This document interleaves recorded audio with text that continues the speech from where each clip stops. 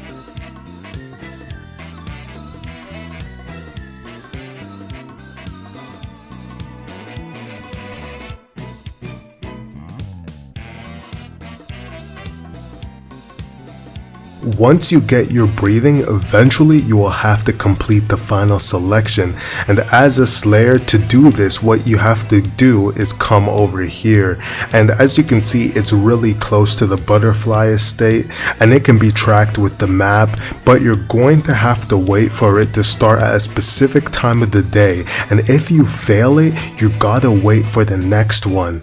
Now the final selection is pretty self-explanatory, and my only real advice is to buy bandages before doing the hand demon, but apart from that, it's simple. Here's a quick overview of it.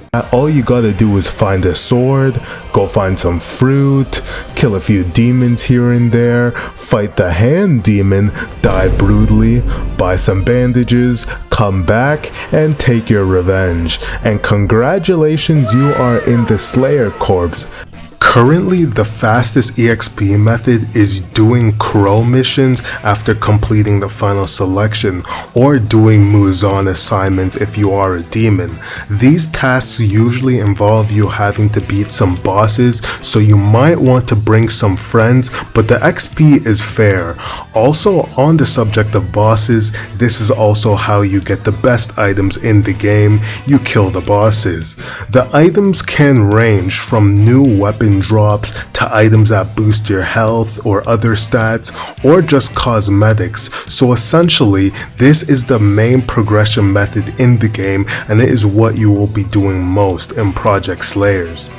Also, as a Slayer, there's a bit more to it, because at the Butterfly Estate, there's other progression methods, but the most important one that you need to do is the Gourd training, which you do to increase your breathing bar and to get constant breathing, which is at level 3 by the way. There are some other mini games there too which you can do for money and XP, but unless you are just genuinely extremely good at them, they may not be worth your time. But it's time for the end game stuff, and probably what most of you want to know, because this is the stuff that is involving PvP. It's how you become an Upper Moon and a Hashira. Now in the previous video, I explained demon progression. First of all, you got the overall demon progression, which dictates how strong you are from like a holistic standpoint. And with this, you basically have to brutally murder civilians or slayers and then consume their very souls, and then your power increases. Now when you max out the bar, you get rewarded, and then you go to the next stage. And here you can see that I'm pretty close to leveling up from a weak demon to a strong demon, so I'm going to slaughter the civilians in this village to level up. And Slayer progression is more or less the same. Both Slayers and Demons progress through their ranks by killing people from the enemy faction, and the easiest way to do this is to go into the hub and do 1v1 PvP ranked matches, which are a good way for money and EXP as well. But be warned, if you are not good at the game, then this is not going to be for you. And also, if you do lose in these, you actually lose rank as well, so it's not a stagnant progression. Now that said, that is all the basics in Project Slayer, and if you made it this far, it's clear that this video was helpful to you, so you might as well subscribe. And finally, if you still need help, be sure to join my Discord, because I also have just made some Project Slayer specific channels in there where you are going to be able to talk about Project Slayers, ask questions, or find people to grind with if you want. So that said, thank you guys for watching. I'll see you guys in the next one. I can persevere, go forward on my own.